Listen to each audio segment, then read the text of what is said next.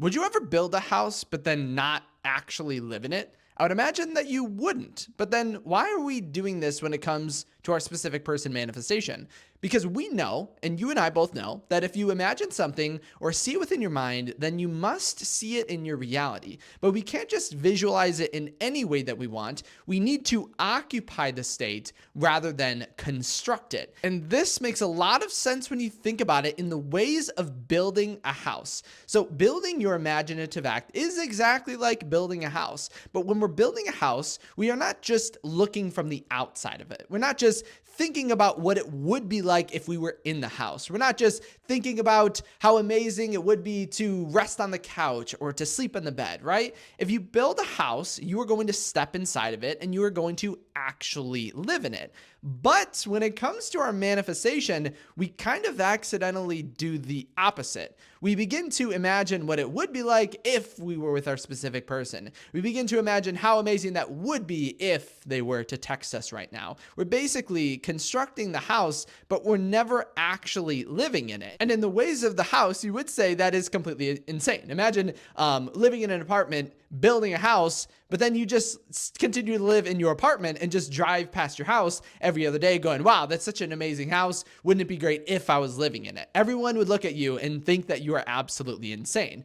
But again, we accidentally do this with our specific person. We think about the new state. We ask ourselves or contemplate what it would be like to be with our specific person, meaning how we would act, feel, or think in our reality if we were already together with them. But in the same way of just driving past the house but remaining in our previous apartment, we accidentally remain in the same exact state and do the same exact things and whatever's comfortable in our reality over and over again and just drive past the house thinking it would be great if. And so what we need to do right here and right now in order to eliminate that is to start occupying it. And this is actually the same concept that Neville Goddard talks about in Thinking of the End versus thinking from the end. And I'll explain that too. So when he mentions thinking of the end, that's just thinking about what you want. That's again, like constructing the house. But when you're thinking from the end, you're actually seeing it. So in your imaginative act, you're actually seeing it from a first person perspective. You are actually experiencing being with your specific person.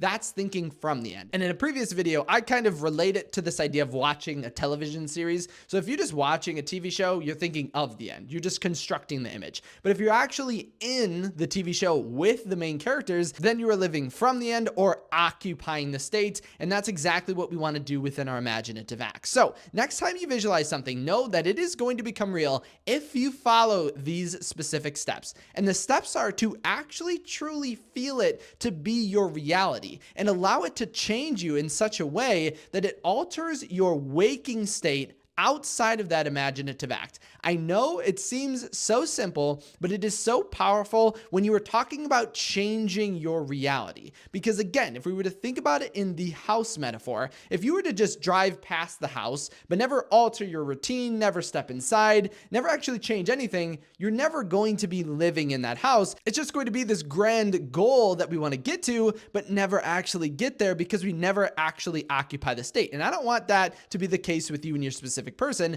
So what we need to do is start imagining and feeling in our visualizations and our imagination as if we already have it. So when you go into your visualization, don't allow it to be just something that we're wishing upon. Don't look at it from an outside perspective. Actually be in the image, in the imaginative act, in the visualization. Ask yourself what it is that you want right here, right now, without any limit. So it can be marriage with your specific person. It could be a date with your specific person. It could be whatever text that you want with your specific person. And in order to occupy it, I want you to imagine it with as much detail as you possibly can. And Neville Goddard uses a little trick, which is a state akin to sleep, SATS, that you've probably heard of, in which he does this right before he goes to sleep. And so you can do the same thing, or you could do it right here, right now in this video, and you will notice immediately a difference in the way that you are, a difference in the way that you act, and a difference in the way of your state of being in your reality if done correctly. But we just need to think of it not as our imagination, but an actual act that we are performing. And the more you feel this to be real, the more it alters your sense of self and your sense of being. When you leave your imaginative act, the faster you are going to quantum leap to that reality. And you can also think of this outside of your sense of visualization, because again, everything you visualize, if felt real, is going to be true in your reality. But you could also ask yourself, outside of your imaginative act, are you occupying the state of being with your specific person, or are you just constructing it? When you're at the grocery store, are you actually thinking, what would I be doing if I was with my specific person and we were married, right? What would I be doing if I was going to see them later? How would my schedule change? Well, how would my thoughts change? How would my beliefs change? If you're thinking that, then you're occupying the state. But instead, what we do is we construct it, and then it feels as if we are separated or far from our goal, but you can never actually be separated from your manifestation, as you've already achieved it in the 4D. Which I know, again, might sound very strange, but you're God in this reality, right? You've already created literally everything. God cannot be ever separated from something, so that means you can't either. So any outcome that you could ever imagine, if you could see it within your imagination, then you've already created it, because you can't imagine something that you can't actually do or have already done.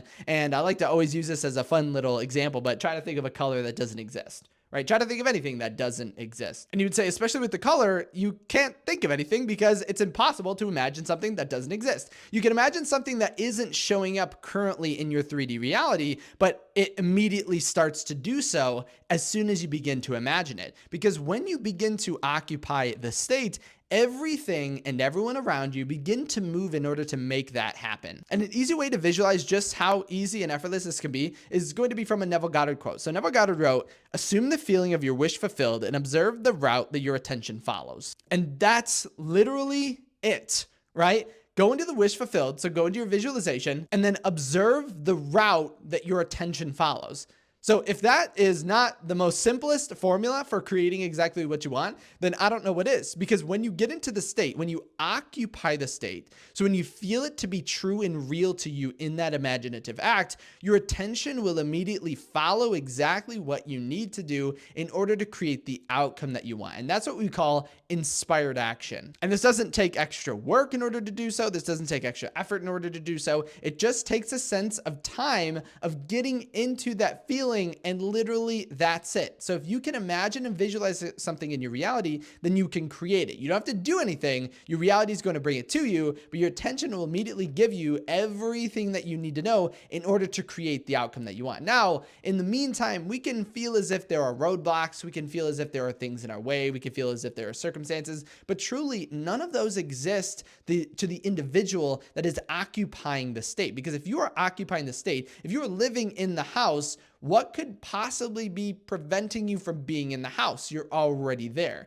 And so that's the same mindset I want you to bring to your specific person, because again, if you can imagine something and visualize it, then you're going to see it in your reality. And it doesn't matter what it is. It doesn't matter how crazy you think it is. Your higher self does not think it to be crazy at all. It does not think it to be difficult. It is actually easy and effortless for your God state to bring that to you. So if you want to text, you can imagine for it, visualize for that, and it will create. If you want to imagine or think of a phone call, if you want a phone call, imagine that, visualize it, and it will create. If you want the date, if you want literally marriage, again, there's no limit to if you imagine being with your specific person on your wedding day or on your honeymoon or on your 10-year anniversary, then you can create that just by visualizing it, but not specifically just visualizing it, occupying the state. That's exactly what we want to do. So if you feel like you want to change your reality right here and right now, I would begin occupying the state right now. Take a moment and just think about what you want, but literally visualize it as if it is true, and you are going to see everything change. But if we consistently just construct the state,